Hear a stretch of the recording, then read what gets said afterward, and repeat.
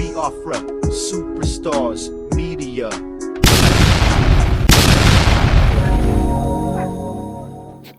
My people, my Biafran people, how on a day? I say good morning, good afternoon, good evening, good night, depending from where you listen to the sound of my voice. This is the Biafra Superstars Media, and I'm holding it down. I say, may God bless Biafra, and may God bless His Excellency, Nnamdi Kanu. May God bless, may God bless, may God bless His Excellency, the Prime Minister of the Biafra Republic Government in Exile, His Excellency, ESN, Ekba, Simon Njoku, for the job Simon is doing. Simon, I want to say we thank you. We appreciate you. We love you because we know in your hands Biafra is coming. In your hands Biafra is safe. And in your hands, when Biafra comes, the people of Biafra will rejoice. When I say the people, I mean the men, the women, the children, the old, the young, the sick, the young, the poor, the healthy, the civilized and uncivilized, those in the lower class, middle class, and the upper echelon of life. We shall all come together under one voice, under one accord, under one umbrella, under one union of Biafra. And we shall call for rejoice. We shall call out for Hallelujah Day. We shall celebrate the day that the Lord has done, the day of our redemption. Oh, happy days when Biafra comes, because the people of Biafra, we shall rejoice. My fellow Biafrans, what you are seeing here, I am troubled. The pictures you are seeing of our leader, Nnamdi Kanu, Oyendu, is making me to trouble. In fact, I am troubled in the spirit, not even in the flesh or in the physical. Because it is telling me that in that so-called Nigeria, that's the legal team, headed by Aloy Ijimako, for 1 month and counting, was not given access to Nnamdi Kanu. But a politician who hails from his state, his old state, from Abia, even his own constituency, after a month was given access to Nnamdi Kanu. My people, that tells me that in that so-called Nigeria, there is no rule of law. Nigeria is not a place where the politicians, the whole sway. How can it be that somebody who has a so-called charges labeled against him by the might of the federal government of that so-called Nigeria will not be granted access to his legal team, those who are there to represent him, those who will defend him in the law court for a month and some days? Yet, a politician will now ask for the same access. They will request the same access for Nnamdi Kanu. And they got it. My people, that tells me that Nigeria is not a functioning country where they obey or respect the rule of law. It tells me equality under the law is alien to the people, even the government of that so-called Nigeria. That's a legal team representing somebody of that high magnitude for a month plus was not given access to Nnamdi Kanu. You see, the people out there that says, oh, blame the Biafrans for trying to leave Nigeria, they believe in Nigeria, they love Nigeria, they say things are getting better. People like Reno Omokri, who is running, he's on exile. He's on exile because he knows deep inside what he did in Nigeria, even though he has been pardoned by the Jagaban government. But he knew what he did, which was why throughout the reign of the then Buhari government, the late Buhari government, he dare not step his foot in that so-called Nigeria. But people like that, they were championing that Nigeria is getting better. They look at all the factors except the one that is affecting the Biafrans. People like Rufai Yosede will say he loved Nigeria. He loved the military. He loved Nigerian government. He believes in Nigeria. Lord have mercy. He will say he only has one nation to go to, called Nigeria. For that reason, he believes in Nigeria. Nigeria go better. He loves the army. He loves the police. But today in that same Nigeria, they don't know what it's called the rule of law anymore. That a man is presumed innocent until found guilty. Not in Nigeria. To the Nigerian zoo government, it is alien for you to assume that you are, or that you have right.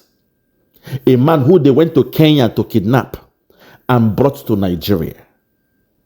Nobody in the zoo media has done an investigative journalism to find out who were involved, how they were able to get Nnamdi Kanu from Kenya and brought him to Nigeria.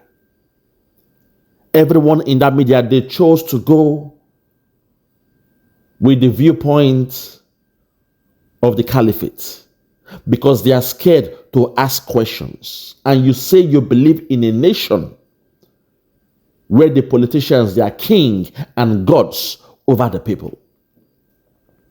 That's the country you expect me and my people to join you with. I want you to know that you are making the biggest mistakes of your life. If you think that we have been enlightened, we have been on exile all these years, we have learned the culture, we have imbibed the policy, the way of life of those you refer to as the developed world. And you expect us to now come back and live like servitudes, live like slaves in a contraption that was created by your slave master called Britain. What is so funny is that Nnamdi Kanu is a British via naturalization. He has a British passport. He went to Kenya with a British passport. But till this day, Britain has refused to speak about the affairs and welfare of Nnamdi Kanu. Today, I want to call out on all the Biafrans living in Britain. You have your MPs, those they call the Member of Parliaments in Britain. Go to them. They will come and solicit your votes. When they come, can you ask them the pertinent question that what is happening to you being a black man in Britain? What right have you got being a black man in Britain? Are you safe? Do you have the same right that if you are kidnapped in the process or killed by an external factor or even an internal factor, will they stand up for you the way they stand up for their fellow white men?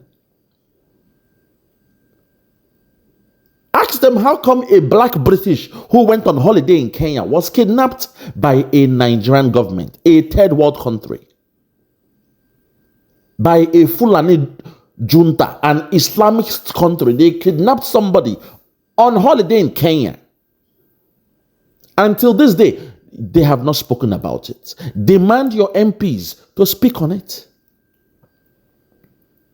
Today, I want to call out on all the Biafrans living in Britain.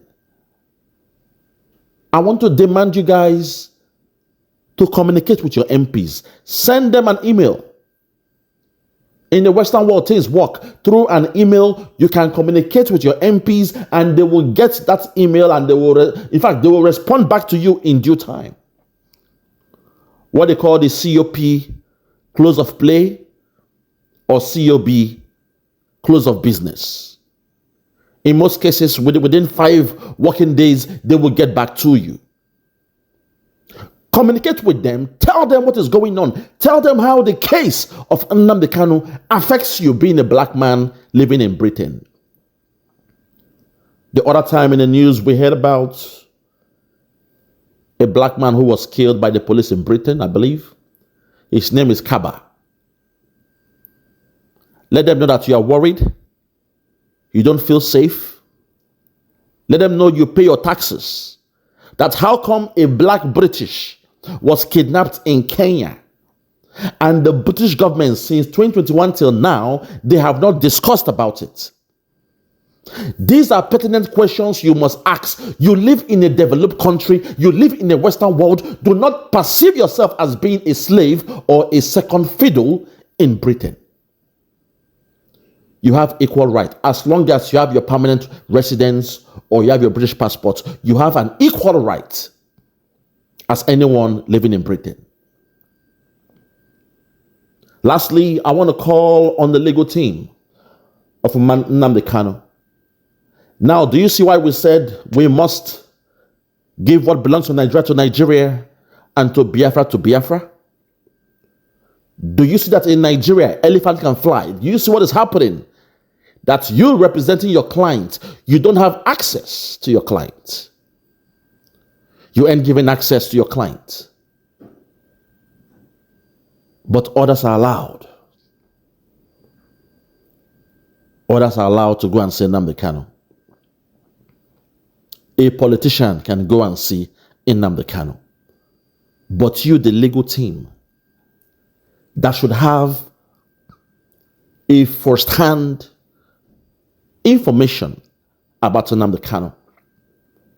Because you are the one representing him. You are the one defending him. You are the one defending him in real time. You should be the ones to deal with that situation, but you have refused to do so. These are the questions I'm asking. These are the reason why, in most cases, I just wonder, how do you expect Nnamdi Kanu to gain his freedom or even justice in a place where justice is alien to the people?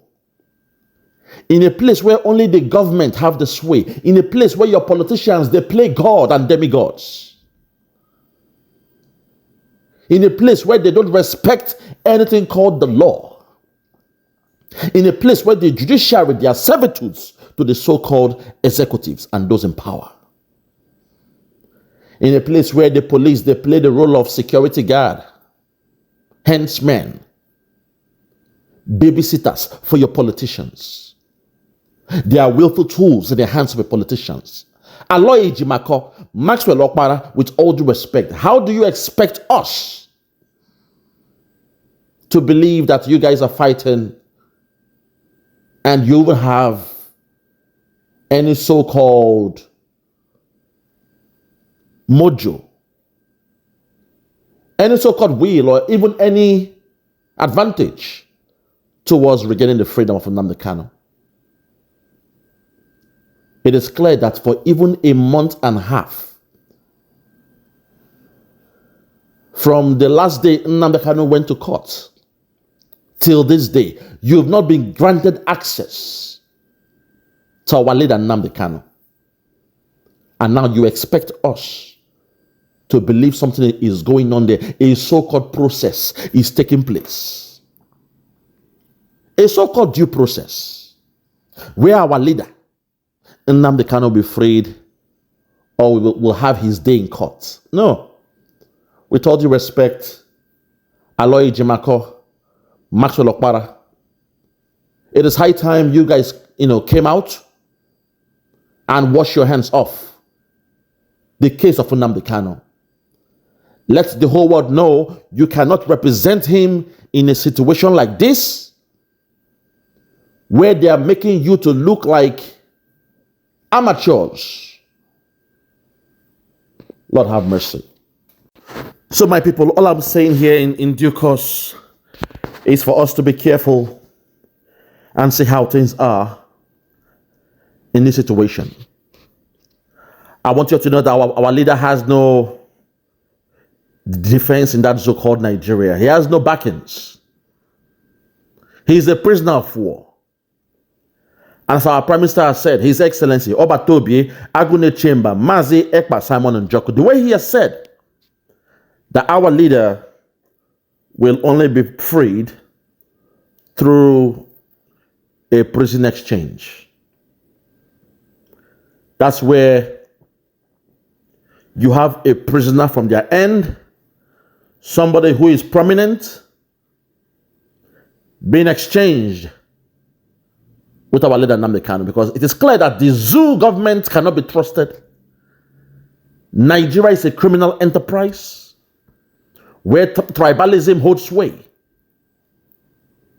People don't give a damn because it's a Biafran man who is being held. They pretend they don't see what is happening in the so-called Southeast, as they named us, a dot in a circle. It came from the mouth of a president. He called us a dot in a circle. Imagine that. And they claim they believe in one Nigeria. But you are referring to a region of over 70 million people. You called us, you named us, you nicknamed us a dot in a circle. And you expect us to believe in you, to love you, and to believe we are in a union. You came with the stupid slogan, no victor, no vanquish. Now you see why we hold Gowon responsible for this mayhem, because this thing could have been solved. All these killings could have been averted in the advent of the Aburi Accord. If only that coward could have stuck to his guns, tell Britain and the Caliphate that I gave them my word, I gave Ojukwu my word, I gave the president of Ghana my word. In that meeting, we signed all the agreements, we discussed for some days, and at the end of the agreement, we shook hands. Myself and Ojukwu, we ate from the same plate. We drank wine in agreement of the Aburi Accord. But a coward will always be a coward. A fool will always be a fool.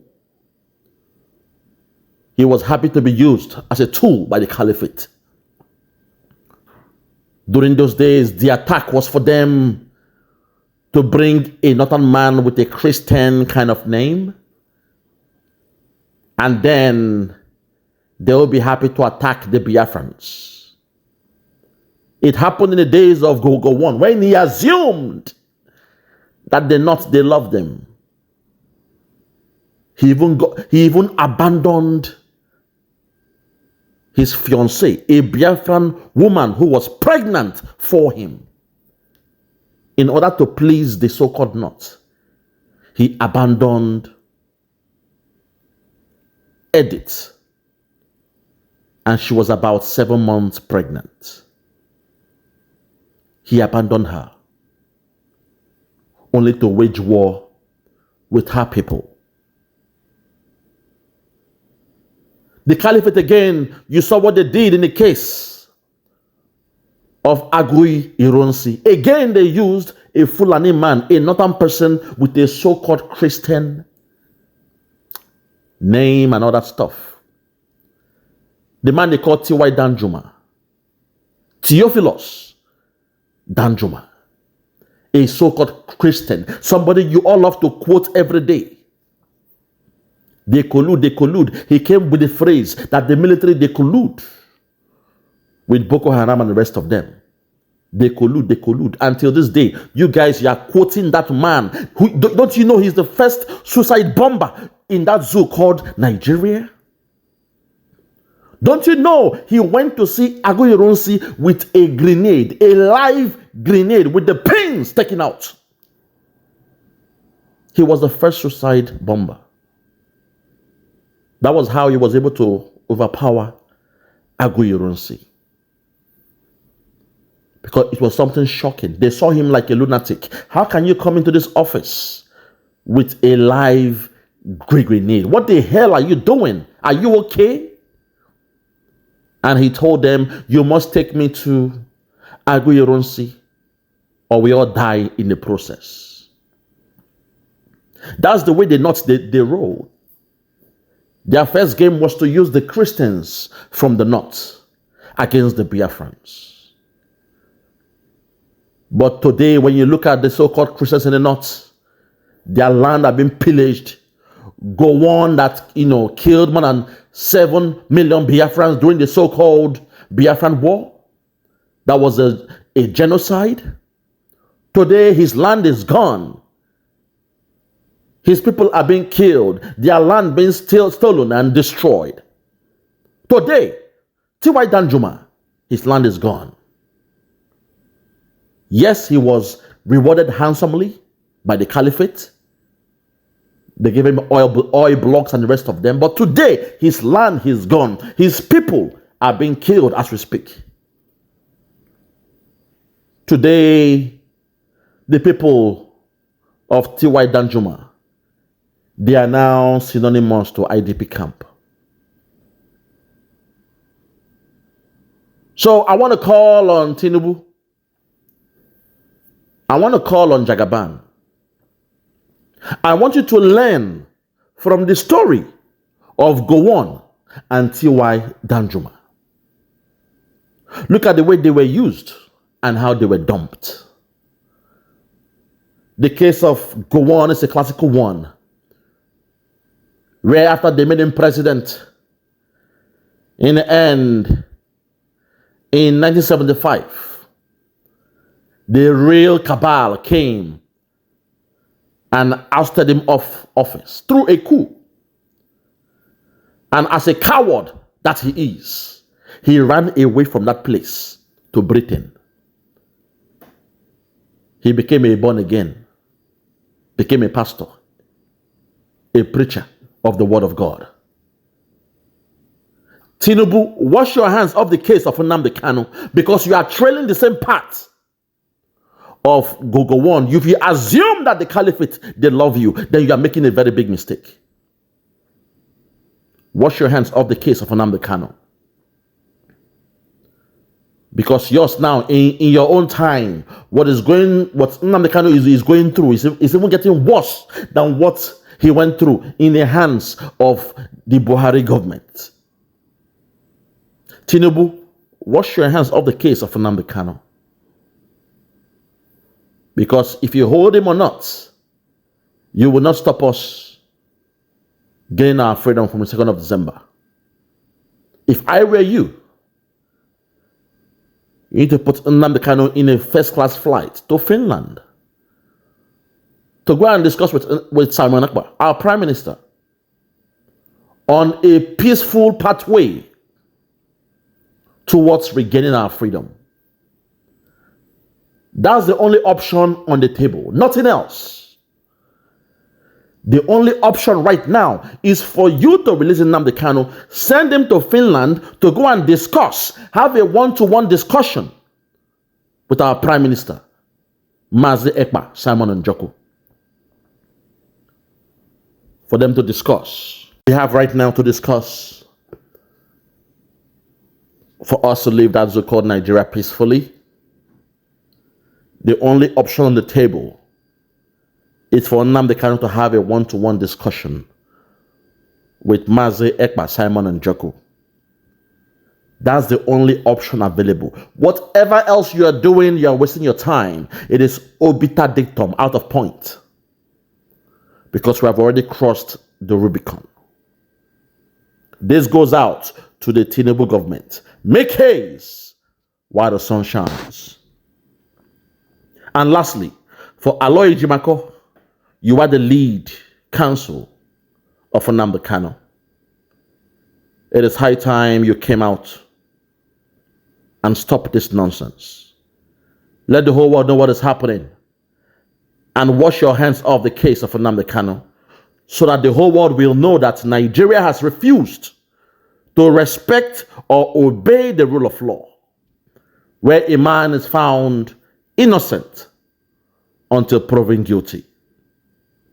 If you are found innocent, it means you have access right to your legal team at all time. Aloy Jimako, this one falls on your court. The ball is in your court. It is time to do the right thing, because it is an insult to your office and your position that for a month plus, you've not been given access to Nnamdi Kanu. But a politician can just go and have access to Mazi Nnamdi Kanu. I'm tired of seeing my leader looking this way. I am tired of seeing Nnamdi Kanu looking so frail and smiling as if everything is good and sweet. We know things are not good. We know he's not merry. We know he's not happy in his state right now. Which is why we are saying, Aloy Jibako, the ball now falls on your court to let the whole world know what you and your team are going through in the hands of Nigeria. Thank you. From me, from here, for now, I want to say God bless you.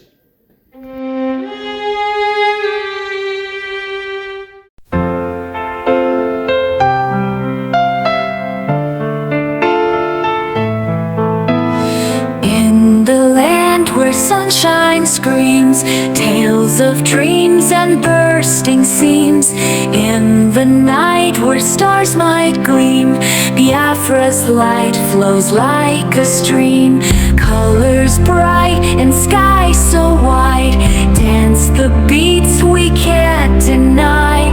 With the voices ever high, Biafra's heart makes us fly. Welcome to Biafra, hey, we sing our song, come what may. Feel the rhythm night and day. In Biafra we always sway.